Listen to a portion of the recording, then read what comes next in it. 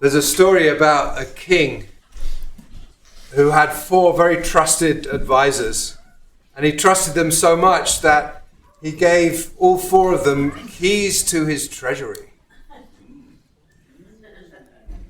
And every single one of the 4 could not resist the temptation to use the keys to go into the treasury and steal from the king. And then they all fled. And the first one, very soon after he had fled, had this incredible sense of remorse and went back and returned everything that he had stolen.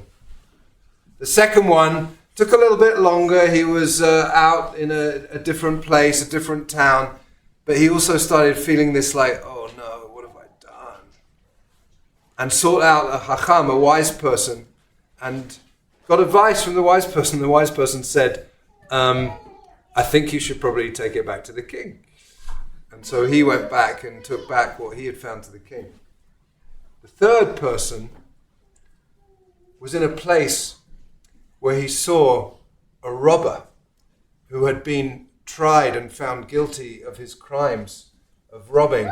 And when he saw the consequences and he saw the horrific ways in which that robber's crimes were being punished, he was like, oh no, if that's happening to this robber, can you imagine what's going to happen to me? I robbed from the king. And he went back and returned everything he had stolen. The fourth person disappeared, never to be seen again, lived very happily ever after in Hawaii. Now, when the king, the 3 out of the 4 advisors went back to the king was the first person who on his own found this great remorse and brought everything back. The king rewarded that person with more than they had actually stolen. The second person, because it took them having to find the wisdom of a wise person to actually return the wealth, he didn't get punished, but he certainly didn't get any reward. And the third person, and there were only 3 who went back to the king, remember? The third person was given the life, for the rest of his life, he was given the task of overseeing every crime in the kingdom of robbery. I don't really know what to do with that story. But they say it's always good to open with a story, right? But really, what the story's about is this concept. It's Shabbat Shuvah, so obviously I'm talking about Teshuvah and the work of Teshuvah. When we, return the Torah to the Ark every week, we say those verses from the book of Echa, from the book of Lamentations, that say, Hashivenu Adonai elecha v'nashuva. Hashivenu, like, cause us to return, or even maybe come to us, and then nashuva, we will return. And it's always this notion of this 2-part process of teshuvah, which in some ways we're like, well, God will meet us in the middle. But the way some of the commentators, especially the Hasidic commentators, take it is that there is a type of teshuvah, there's a type of return that we do me'ahava, just from love, and there is a type of teshuvah that we do from fear. And the 2 of them are very different. The type of returning that we do that comes from just fear of the consequences is very different to the type of returning or repentance that we do just from love of it. So I want to just say a little bit more. Shabbat Shuvah is the time that we're really supposed to really delve into Shuvah. In fact, it's the time I'm supposed to be all fire and brimstone and get you all to wake up from your sins, but I'm not going to do that. But, or do you want me to do that? But there's a very primary and important Mishnah, the very end of the Mishnah that deals with all of the laws of Yom Kippur, that talks, I think, very importantly about the notion of what Teshuvah is. Because it says, Ha'omer echateva ashuv echateva ashuv ein maspikim biyado la'asot teshuvah. The person who says, you know what, I'm going to do some nice sins, and then I can make teshuvah, and then I'll sin again, and then I'll make teshuvah again, and then I'll sin again, I'll make teshuvah again. Says no. teshuvah will never work for that person. Because if your only purpose in doing teshuvah is the intent that you're just going to carry on leading a sinful life and then make teshuvah again, there's no teshuvah there. That's not what teshuvah is, right? And then the person who says, Echateh v'yom ha'kippurim mechapeh, the person who says, I'll spend all year long sinning, and then Yom Kippur will come along and I'll be forgiven my almost sins. It's great. What a fantastic idea that we have this Yom Kippur thing, so I can just do whatever I want all year and then just be forgiven for my sins. The Mishnah says, Ein Yom HaKippurim mechapeh. Yom Kippur will not have any effect on that person, right? And then, so, these two sort of equal notions. On the one notion, we have this idea that we have just in the world this fantastic thing called teshuvah, where we can really return. We can return to the essence of who we are. We can go back to who we were before we did something that was not not coming from a good place, or where we hurt another person. And then, of course, we have Yom Kippur. But the next part of the Mishnah, which is really important because, Yom Kippur starts tomorrow night, by the way.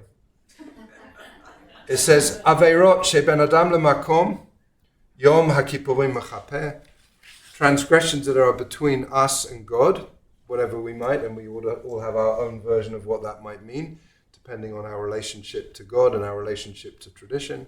But, something that's more internal, some things about, some kind of private thing that we might have done, or some way in which we may have made a commitment to pray more and then not. Whatever it might be, it's going to be different for each of us. But those, whatever that might mean, the Aveirot, the transgressions that are between a person and God, that's what Yom Kippur is for.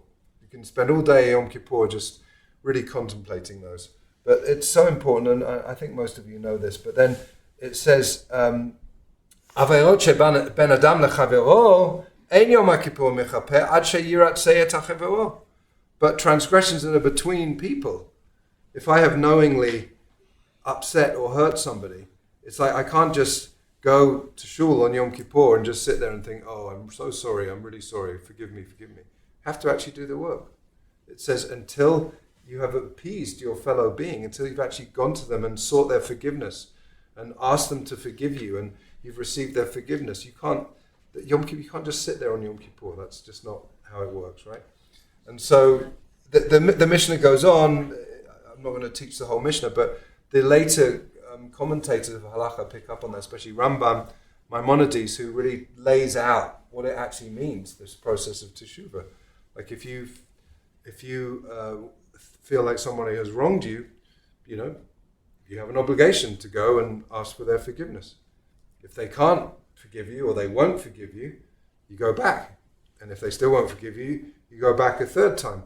And if they still won't forgive you, you go with 3 friends. And if after that they still won't forgive you, the halakha says the sin then becomes theirs and not yours anymore. I know many of you know this, but this whole idea that as much as it's a mitzvah this time of year to ask forgiveness from the people that we've hurt, it's also a mitzvah to forgive them, to forgive the person if they are sincerely and genuinely asking for forgiveness. It's a mitzvah to do so. Where I think our tradition is really hard and lacking, and I've had some important personal experience with this in the last couple of weeks, because it's very clear, I mean it's not easy, but it's clear that if I am in my own work at this time of year thinking like, oh wow, I really hurt Michael, I need to have a conversation with him, apologize. That's kind of straightforward. But what about if Michael actually really hurt me, but he's not aware of it, and I want to clear it with him? I want to. If I want to say, Michael, a couple of months ago you did this thing, and you may not remember it, but it actually really hurt me. That's much harder, and it's harder because the tradition doesn't really give us a formula for it in the same way. Except the tradition does talk a lot about the whole idea of tochacha, where you do have to give loving rebuke to people, but I think it's just as important this time of year. I had 2 conversations with close friends, one here and one in London, in which this became very relevant, ways in which I felt quite hurt. And it was really, really hard for me to actually just have the courage, especially far away on a WhatsApp video call, to tell my friend just before I left England, like what he had done that kind of really hurt me. But you know what? Every time I've actually bit the bullet, so to speak, and done that, even though it's hard, and I am someone who typically avoids conflict, it always works out for the best, especially if you believe and trust in the foundation of the relationship and you come from a place of love. And so I now feel closer to both of these people than I did before.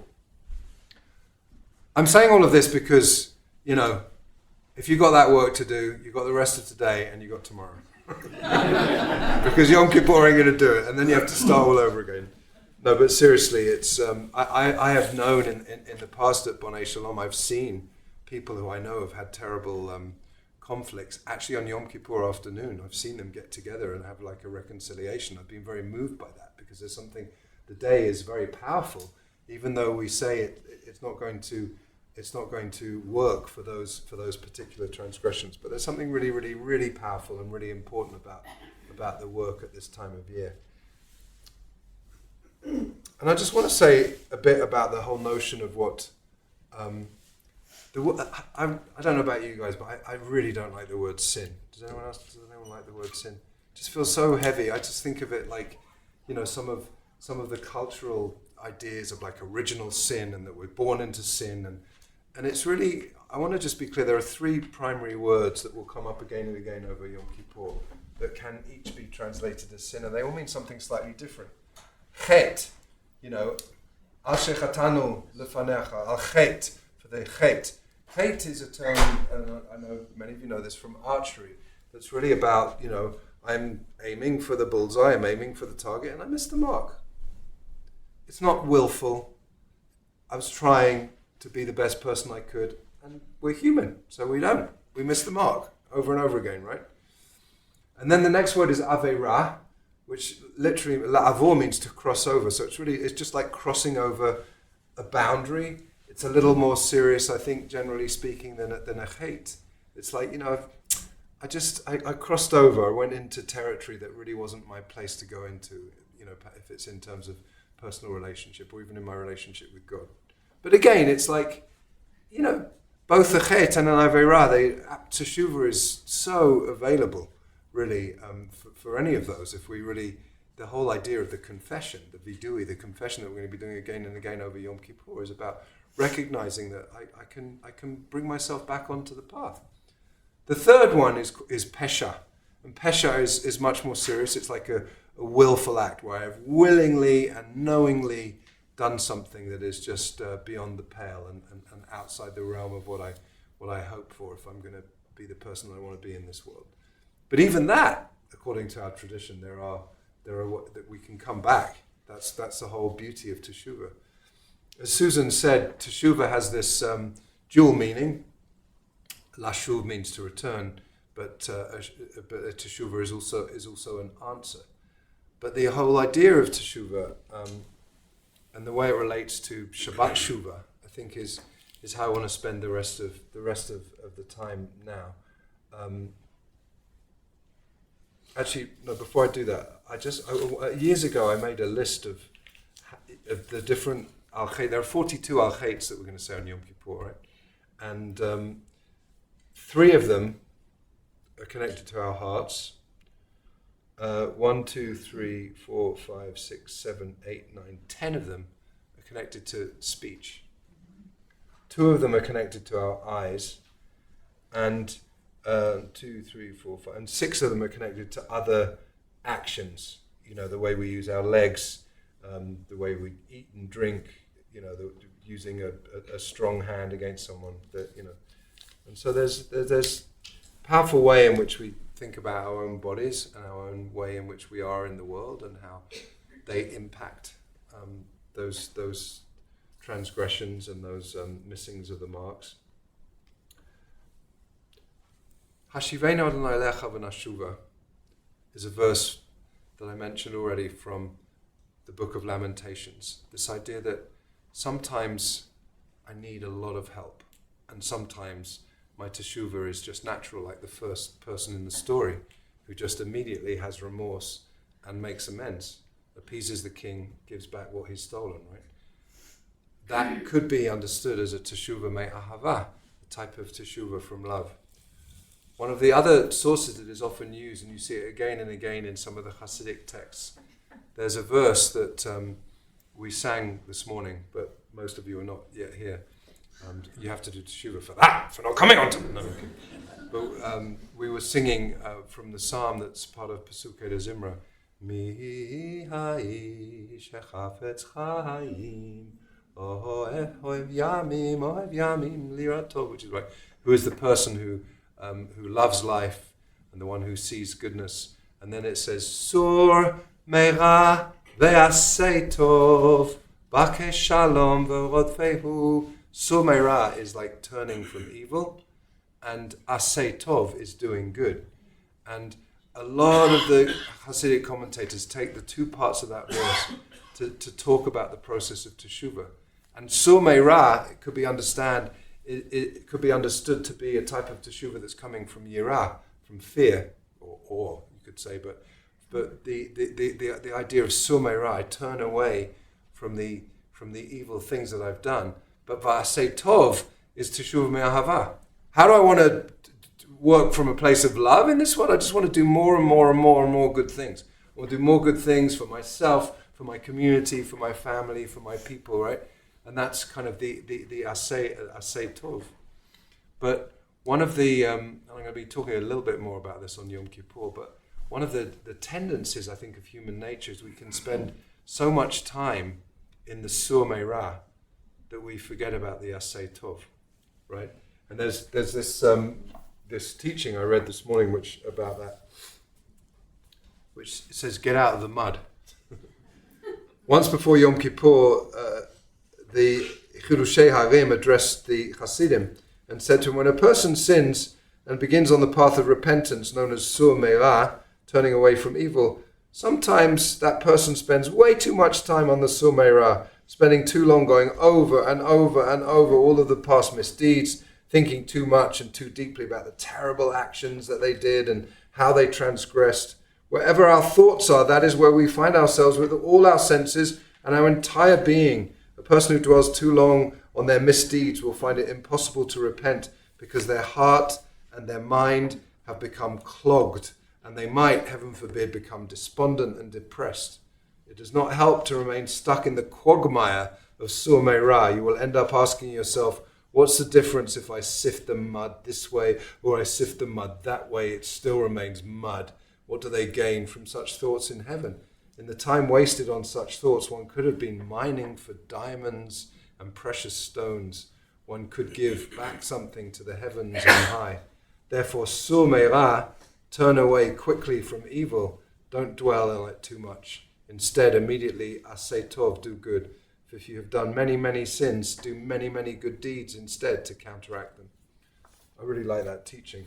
Teshuvah is that two-part process of recognizing, acknowledging what it is we might have done, and letting go of it quickly, and then just making a commitment to do much better in the year to come, and to do more and more goodness in the world, right?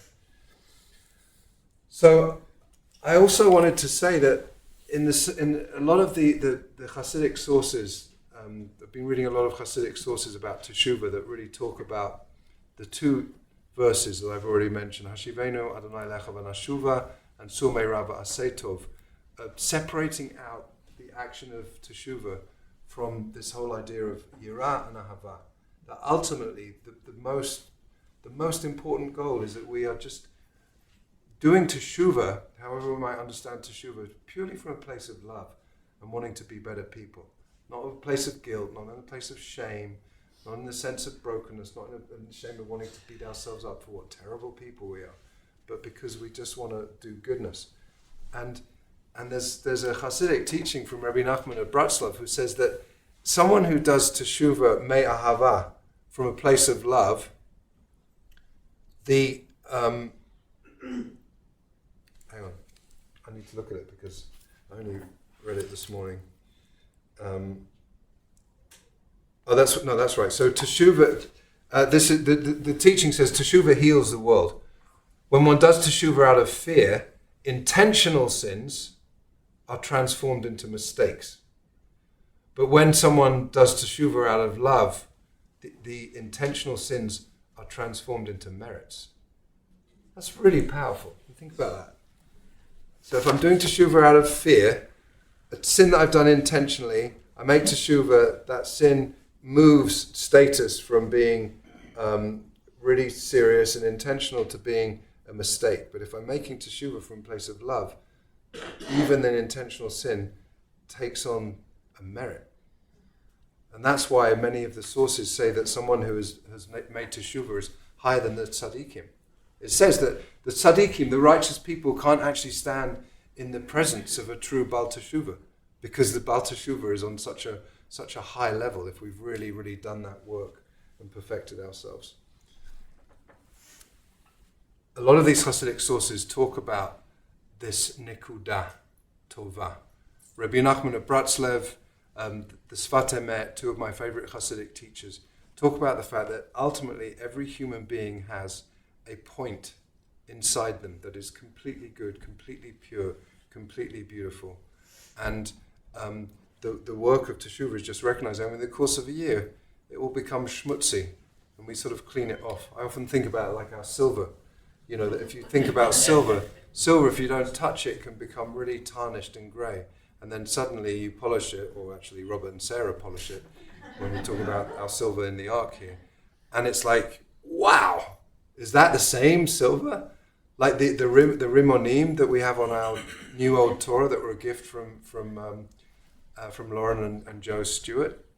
When they found them and they were like, I mean, how to describe them? What would they look? They were black, right? Basically, they were just so dirty. And Robert polished them up, and now we saw them just now. They're so bright that you have to sort of squint to look at them. And I think that's also a process of teshuvah. We have that brightness, we have that silver, we have that perfect point inside us. And, you know, we're human beings. We mess up, we make mistakes, we hurt people, we make poor decisions in the course of a year. And so we become a little bit tarnished. But, you know, this time of year comes along, we do teshuvah, we can polish it all up, and then we're like shining out that nikudah tova, that good point that's inside each one of us.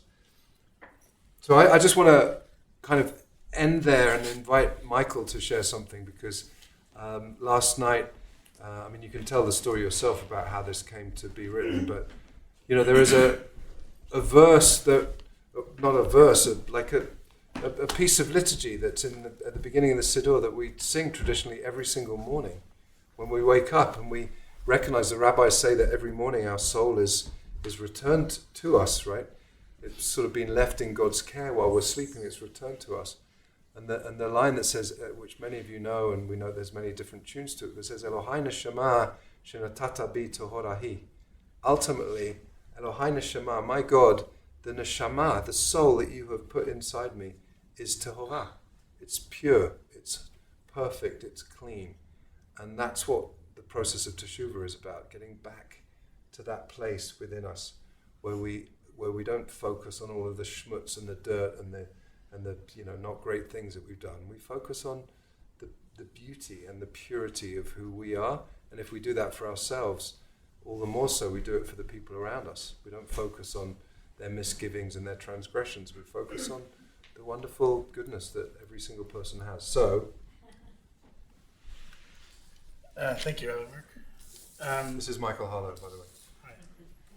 Hi. This week I had the privilege of spending some time hiding away in the mountains, and I was in this beautiful, like, silent meditation space, and I was sitting in the presence of the Torah and just kind of thinking, and started drumming, and came to this text and this tune, just about, you know, as Rabbi Mark's saying, the idea that we all have this pureness and this piece of goodness within us, and that it's breathed into us every day, and that we have the capacity to be great and to be great.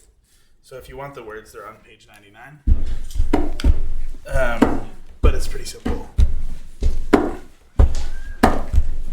Elohai neshama shenatata bi tehorahi.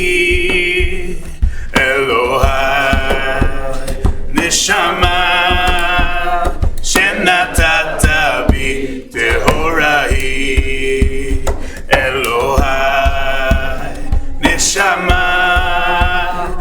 שנתת בי טהורה היא אלוהי נשמה שנתת בי טהורה היא אתה בראת אתה יצרת אתה נפחת בי אתה בראת אתה יצרת אתה נפחת בי אלוהי נשמה שנתת בי טהורה היא אלוהי נשמה שנתת בי טהורה היא אתה בראת אתה יצרת אתה נפחת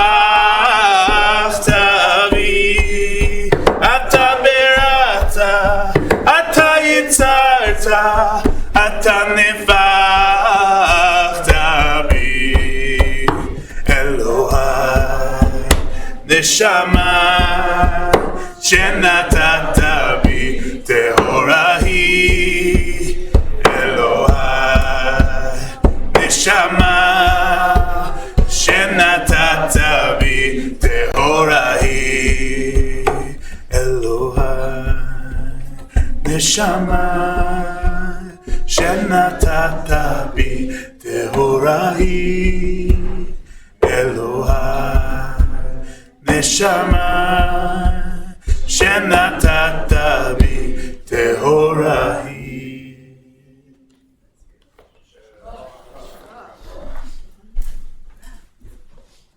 So let's just spend a minute just reflecting on that nikuda that is Tehorah, that point inside us, and see our teshuvah not as something overwhelming and fearful and mucky and scary, but something beautiful and joyful that's going to restore us to that place where we are completely pure and completely holy and completely perfect.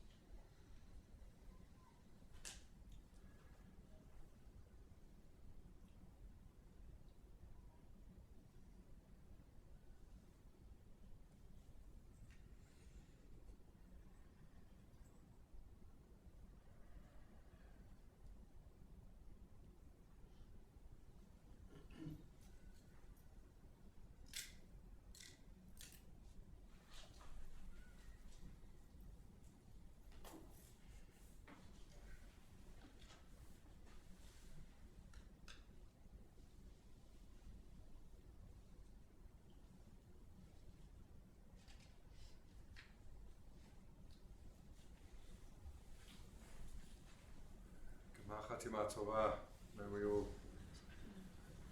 find the courage to do the work we need to do to be ready for Yom Kippur and beyond. Feels like a privilege that we're I assume the first community that's got to sing that, as Michael just